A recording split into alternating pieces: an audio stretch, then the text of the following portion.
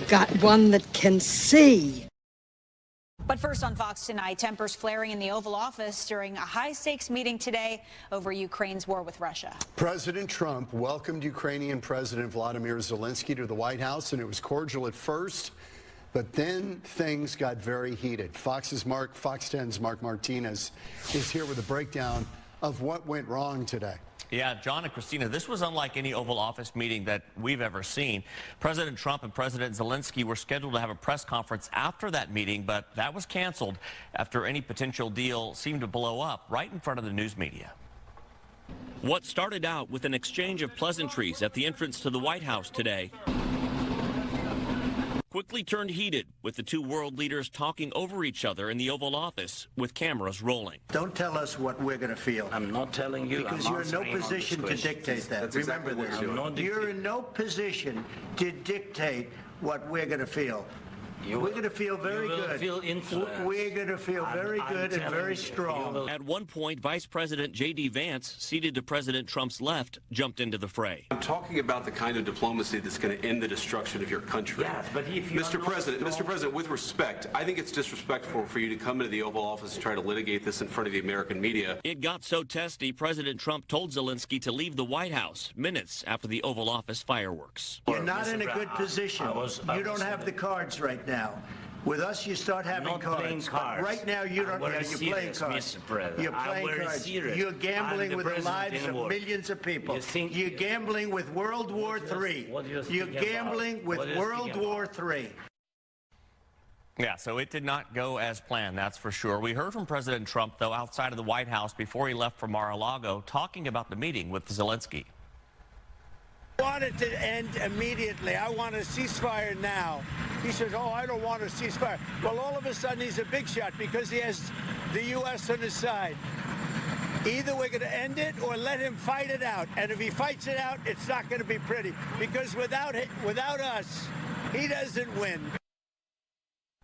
And President Zelensky sent out a tweet after the meeting, thanking America for its support, thanking the president, thanking Congress, also saying that Ukraine needs just and lasting peace, and we are working exactly for that. So where do the peace talks stand right now? Well, they do appear stalled, that's for sure, but a deal is still possible. In fact, President Zelensky just sat down with Fox News' Brett Baer on a live interview, and he talked more about that. So we'll have that coming up later on tonight at Fox 10 News at 9 and 10 o'clock. Reporting in studio, Mark Martinez, Fox 10 News.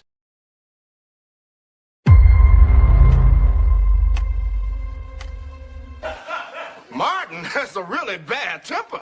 Everything he says is angry. He's an angry man. Man, sit your dumb ass down and shut up. This is so We don't know, man. We don't know. All right, Mark.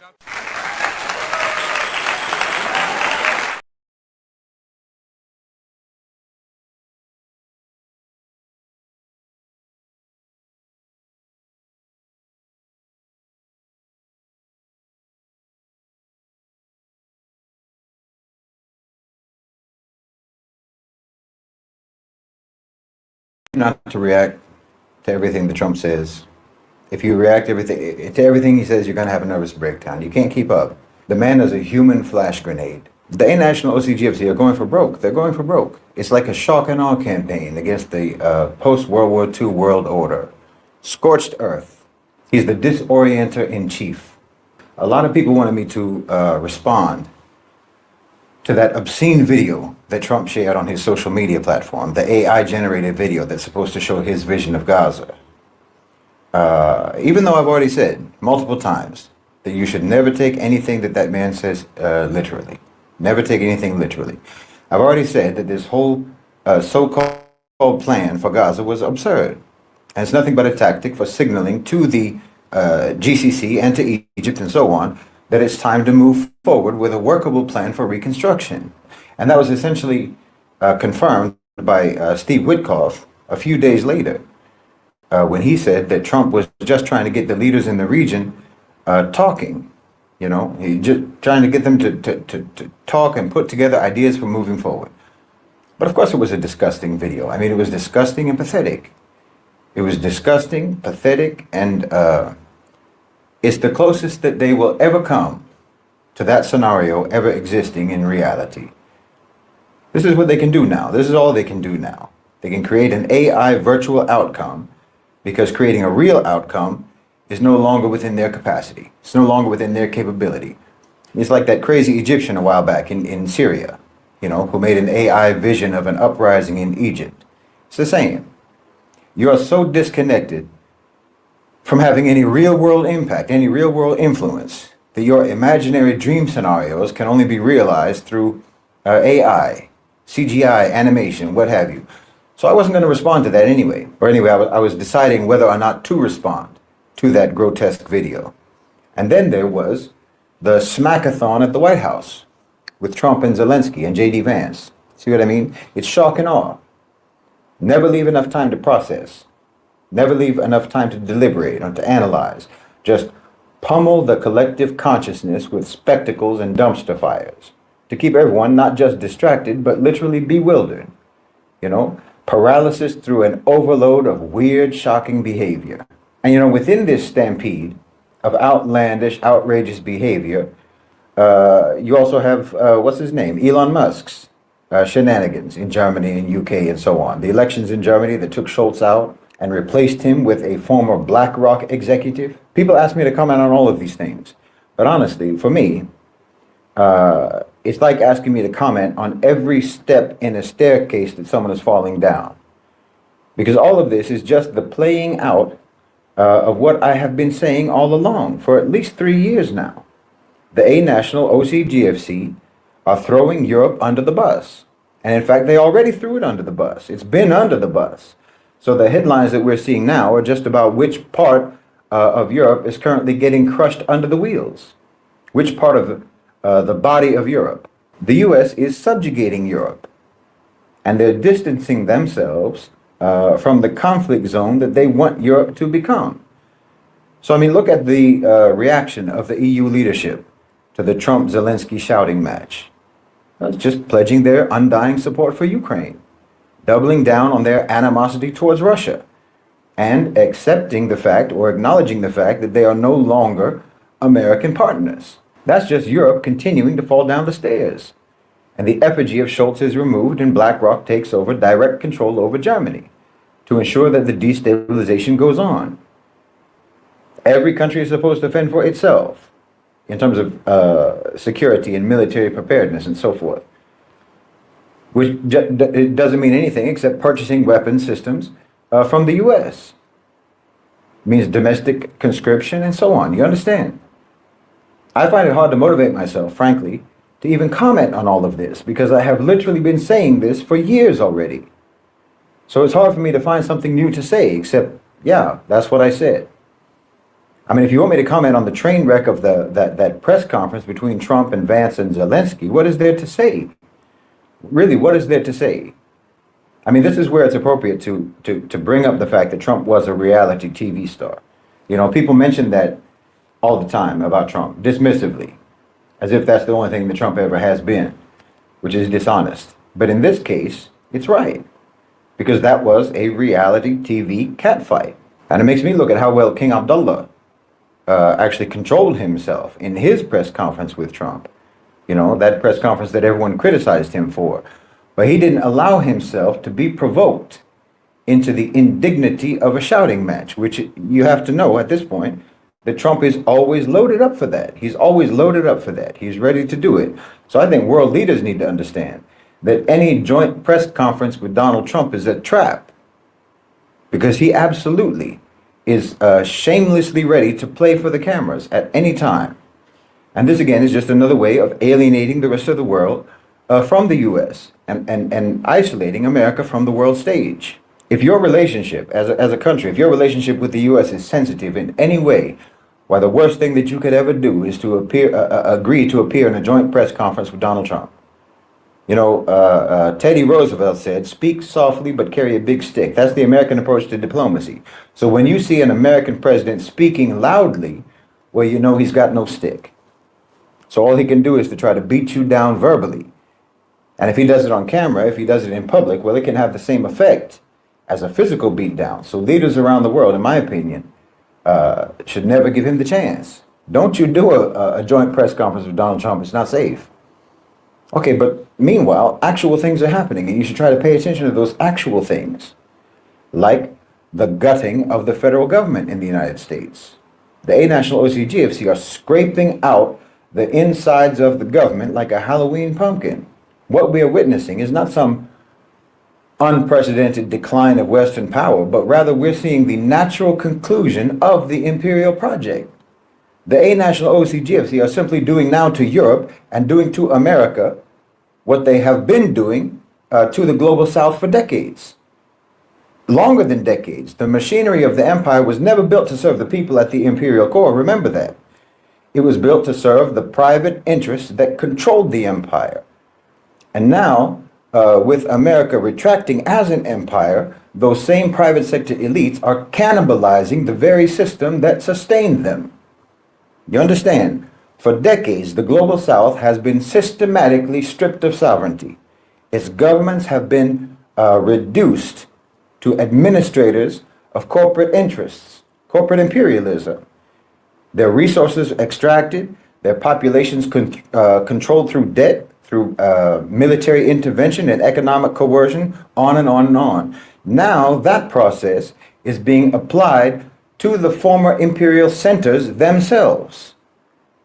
The U.S. isn't just retreating from global hegemony, it's being devoured from within. The institutions that once managed the empire abroad are now being dismantled at home, like the NED and USAID, and is being repurposed to facilitate the looting of the American economy and the subjugation of its own population under the same neoliberal order that it imposed everywhere else. That's what's happening. I mean, look at what Trump has done to the federal government.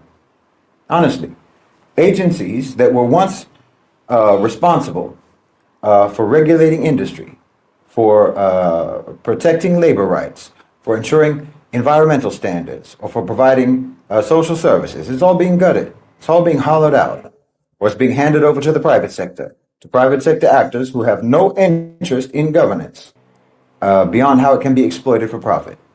That's their only interest. You know, the Environmental Protection Agency is turned into a tool for deregulation. The Department of Education is being pushed towards privatization. The Consumer Financial Protection Bureau, dismantled to make way for unchecked corporate predation. Even institutions like the State Department, even institutions like the Pentagon, traditionally instrumental in maintaining empire abroad, is being restructured to prioritize the profits of defense contractors and oil companies over any sort of strategic vision that has anything to do with defense. And then, of course, there's the push to shift military costs onto other nations. You know, the idea that Europe needs to rearm itself, that NATO member states have to vastly increase their defense budgets. This isn't about strengthening NATO, strengthening those countries. It's about shifting the cost burden of maintaining global security onto others while the U.S. sells them weapons. That's all that is. It's the same game that they played with so-called third world militaries, you know, create instability, manufacture a demand for weapons, and ensure that the war itself remains a profitable industry indefinitely. Europe is being positioned not as a partner, but as a new frontier for security-based economic exploitation. This is the inevitable trajectory, by the way, of an empire in decline, of America's empire.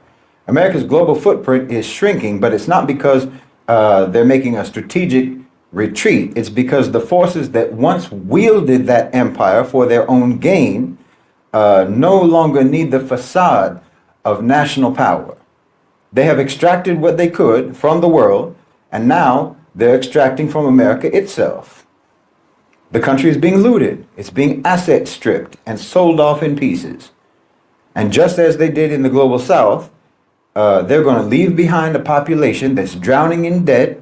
They're going to leave behind a government that is incapable of addressing the needs of the population, and a security apparatus that exists solely to suppress dissent. The same corporate oligarchs, the same financial institutions and military contractors that drained the global south of their resources are now doing the same to the west. This is what I've been talking about for ages now. The same economic policies that left entire nations in the global south impoverished, the same mechanisms of debt enslavement, the same manufactured crises and wars of destabilization and so on, those are now being turned inward. You all over there in America need to understand this. Wallahi, you need to understand that you are absolutely on your own. You know, you have a kind of bear that's only in America, the black bear. It's a predatory animal and a scavenger, appropriately so. And when it goes out to find prey, to find food, and it can't find it, well, it comes right back to its den and it eats its own cubs. Forget about the chickens coming home to roost. This is a case of a hungry bear coming home to eat its young. That's what's happening. And you need to start thinking, if you're in America, you need to start thinking about your options. You need to start thinking about what resistance really means for you. Because you only have two choices, really. You really only have two choices. Either resistance or escape. In this case, it's important for you to understand that you're dealing with the literal programming of the system, the DNA. You know, it's like the bear. It's like the bear's nature. You're not going to change the bear's nature. It's programmed like that. This isn't about Trump. This isn't about right or left. This isn't about Republican or Democrat. This is about the nature of the system itself. And this is the only way that that system can go. Please understand. You're not going to convince that that black bear to spare you, that hungry bear. That's not going to happen. You think you can reason with a hungry bear? You think you can say it's unconstitutional for a bear to devour its offspring? That's not going to happen. That bear is going to do what bears do. It's going to do what it's always done. It's going to do what it was designed to do. So right at the outstart, you have to discard any notion that you can turn that bear around, or that you can persuade it to go hungry for moral or for ethical reasons or what have you. That's not going to happen. This is irreversible. So any strategy that you have for addressing the situation that includes reversing this process is just going to get you chewed up. I'm telling you, the dismantling of America, the hollowing out of the federal government, the isolation, the economic collapse, this is all happening. And it has to happen. And nothing is going to stop it from happening. You can't flap your arms to keep a spiraling plane from going down. That's not going to work. This is the future that you're facing, and you need to make your plans based on that reality. Don't be like Trump and come up with some, fantasy AI video of the future that you wish could be but won't be. And don't make your plans based on the way you think things should be. Make your plans based on the way things actually are. I mean, I'll give you another evidence. Trump's so-called gold card program, visa program. You've heard about this? He's offering residency and a path to citizenship for $5 million. This is not an immigration policy, it's a fire sale. He's not offering opportunity to the deserving, the most deserving. He's auctioning off the country to the highest bidder. This isn't about job creation.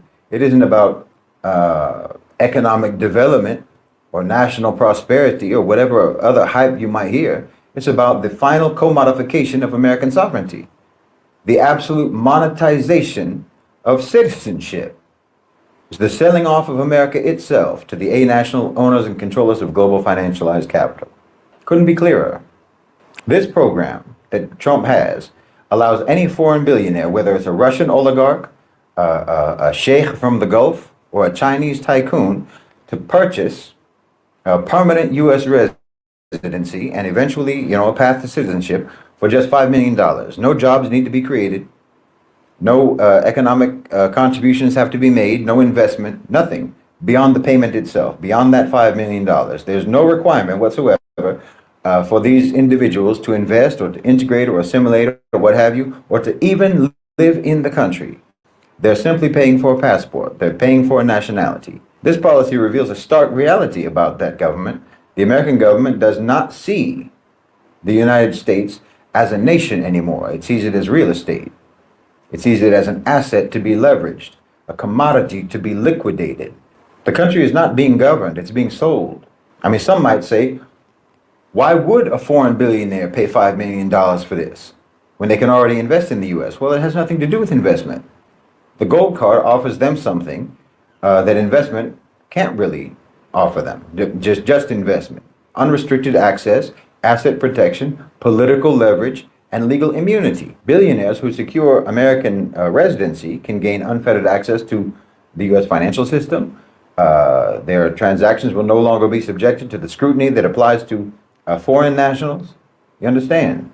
Laundering, money laundering. Their money can flow freely. Their investments can be made effortlessly. Not to mention asset protection. I mean, wealthy individuals who come from, unstable or from authoritarian regimes or what have you, can safeguard their money. They can safeguard their businesses and their families and so forth in the U.S. or with U.S. nationality, insulating themselves from the risks of political upheaval in their home countries or confiscation by their governments. Not to mention, obviously, they'll get political influence. They'll get to vote. They'll get to fund political campaigns and not be foreign actors. They'll get to lobby the legislature and so forth. Not to mention, they'll be safe from extradition if they're financial criminals. If their home nations or any other nation attempts to extradite them, they'll have the safety of American citizenship. So this gold card visa, it's kind of like a get out of jail free card. Not to mention, it's a second passport. The ultra rich always like to have extra passports, maintaining multiple nationalities. It's a way to ensure that they have that they'll always have a safe haven. Gives them the ability to move freely across the world, evade all restrictions that are imposed maybe in their home countries or other countries and so forth. So in reality, this it's not a $5 million investment, it's a $5 million protection racket. What Trump has done is to place a price tag on citizenship, and in so doing, he has revealed the true priorities of those who run that system. It's just money. I mean, think about it. If a refugee who's fleeing from war or persecution seeks asylum in the U.S., they're treated like they're a criminal. If a hardworking migrant worker crosses the border, they're hunted down like an animal. If a skilled professional wants to immigrate legally, they face years upon years of bureaucratic obstacles. But if a billionaire wants to buy a green card, no problem, just write a check. Easy. This policy strips away any illusion that America is a land of opportunity, or that it values contribution, or that it rewards merit. No, the only thing that matters is money. America is no longer a country. You understand? It's an asset class. It's a nation for sale. Trump's policy doesn't serve America, obviously. It doesn't serve the American people, obviously. It serves the national owners and controllers of global financialized capital. They don't see themselves as citizens of any country, of any nation. They operate, as I've said many times, beyond borders, above borders, beyond governments, above governments, beyond laws, above laws. Their allegiance obviously isn't to America, it's to capital itself. They extract wealth from every country, but belong to no country. So what does this tell you about the trajectory of global capitalism? It tells you that nations are obsolete. Governance has been replaced by transactions. Citizenship is no longer a birthright. It's not an earned privilege, it's a commodity. Trump's gold card is not a visa program, it's a clearance sale. It's an admission that America has been reduced to nothing but a marketplace. Its government is nothing but a brokerage firm, and its citizenship is just another product on the shelf. I mean, why not tweak that program? Honestly. Allow Americans to sell their citizenship for $5 million. Now that makes sense. Let struggling Americans get paid and move out of that country with their newfound millions. That's a program I could get behind. Imagine if, for instance, just 10%, just say 10% of African Americans could sell their citizenship for $5 million each. That's roughly 5 million new millionaires, $25 trillion between them. You can get a Dominican citizenship for an investment of just $100,000. So again, just for instance, you could make the Dominican Republic $25 trillion richer overnight. You know, I'm just saying African Americans because they have the most obvious reasons for being interested in selling their citizenship, since they don't get much out of it in the first place. But if you offered a program like that, in reality, well, I think that you'd see that country empty out. I mean, ask yourself, if you're an American, what would you rather have? American citizenship or $5 million? $5 million and the opportunity to get citizenship elsewhere and have all the safety and all the security that comes with being that rich. I think for most Americans, that's a no-brainer. Retaining your citizenship is never going to secure for you that kind of wealth. It's never going to secure that kind of wealth for you. It's never going to give you that kind of freedom, and it's never going to give you that kind of security. And I think you know it. Well, I think you ought to ask for this, actually. You know, Trump already opened the door for it. I think you ought to demand the right to sell your citizenship, since he's already treating it like a product, like an asset that can be bought and sold. So why can't the people who already possess that asset, who already have that product, why can't they sell it? Isn't that capitalism? Isn't that the free market? You know, why can't every individual citizen become a seller of their own citizenship? I mean, Trump started it. Anyone in the world ought to be able to buy American citizenship on eBay. Then, in fact, forget about selling it. If American citizenship is worth $5 million, well, shouldn't we be entitled to a refund? I mean, I don't know about you, but I sure never got $5 million worth of value from my citizenship. Did you?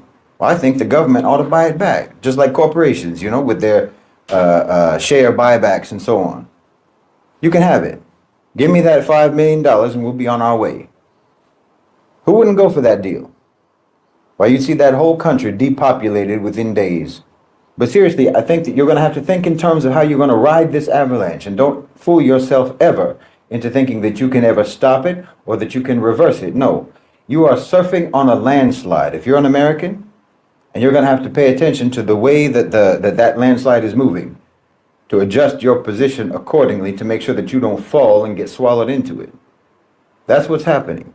And the unfortunate reality is that the power structure has spent decades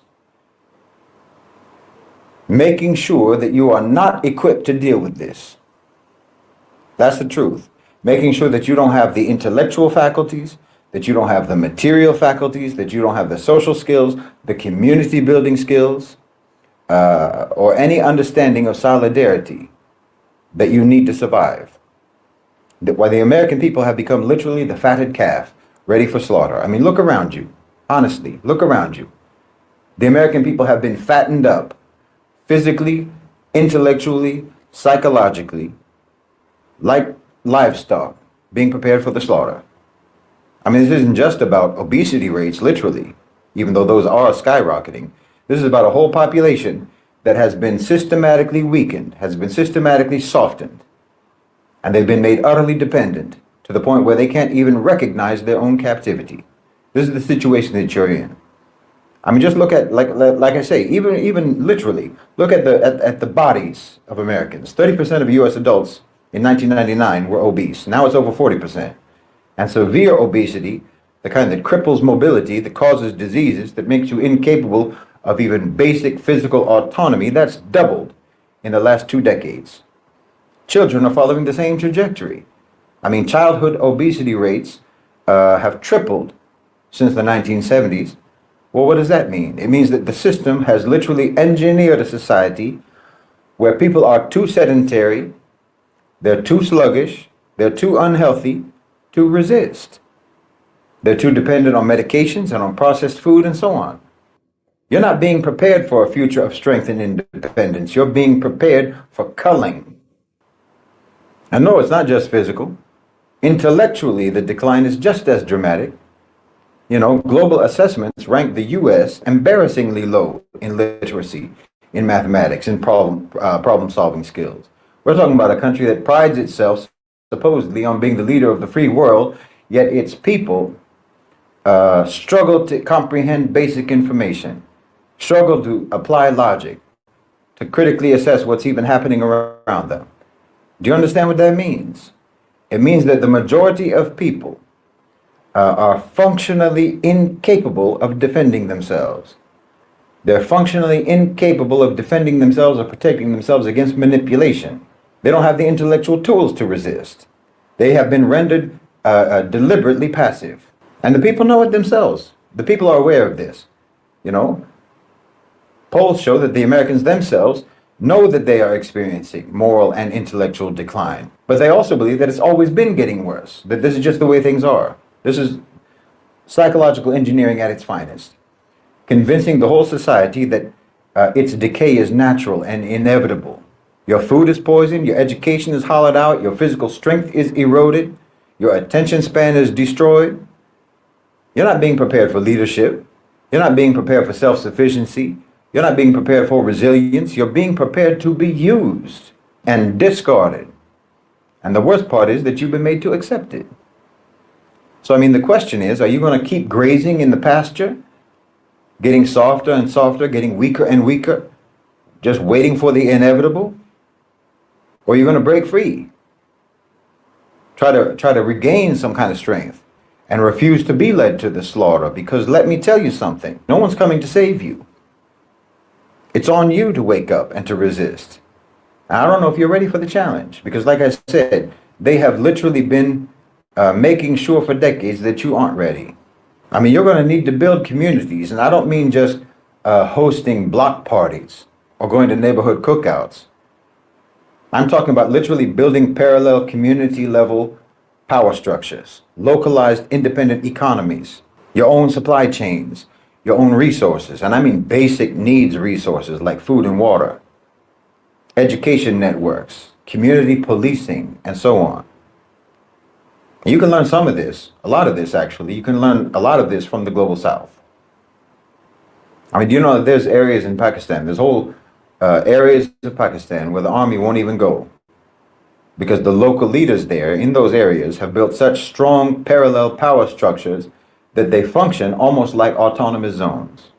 Well, like I've talked about before, you know, some of those prisons in the Global South, especially in South America, where the guards don't even go into the prison cells, or they don't even go into the cell blocks, because the prisoners, the inmates, have seized full control. Well, that's your situation. You're prisoners. You're inmates, not citizens. Understand this. You are inmates of America. You're not residents and you're not citizens. You're inmates.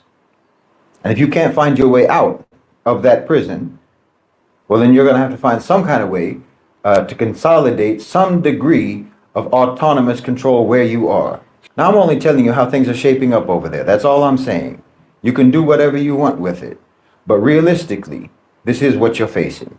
This is the reality that you're facing. This is the future that you're facing. That American bear, that corporate bear, went looking for prey in the Global South because that's where all the prey used to be. But now the Global South has got its own bears.